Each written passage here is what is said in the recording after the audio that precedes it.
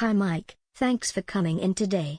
We need to negotiate new supply terms for our next quarter. Of course, Anna. I've reviewed your purchase orders and the delivery schedule. Let's discuss how we can align. Great. We've been facing delays due to lead time inconsistencies. Our production line relies heavily on on-time delivery. Understood. I believe we can reduce the lead time by adjusting our inventory levels and logistics coordination. That sounds good. However, we also need to talk about payment terms. Can we extend it from 30 to 45 days? Normally we maintain 30-day payment terms, but for high-volume clients, we can allow 45. I'll need approval. We'll be increasing our order quantity by 25% starting next month. That should justify the change.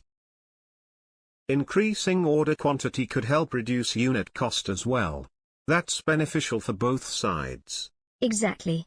We're also interested in bulk discounts. Can you provide a tiered pricing structure? Yes, if you hit specific minimum order quantities, we can offer significant bulk discounts.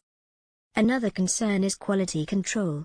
We've seen minor defects in 2% of the last batch. I'll speak to our quality assurance team. We can introduce a second inspection checkpoint before shipping. Good. Let's also define a penalty clause in case of delivery delays or quality failures. That's fair. We usually agree to a 2% penalty for every week of delay. Fine. Also, we require just-in-time delivery to minimize warehouse costs. That's fair.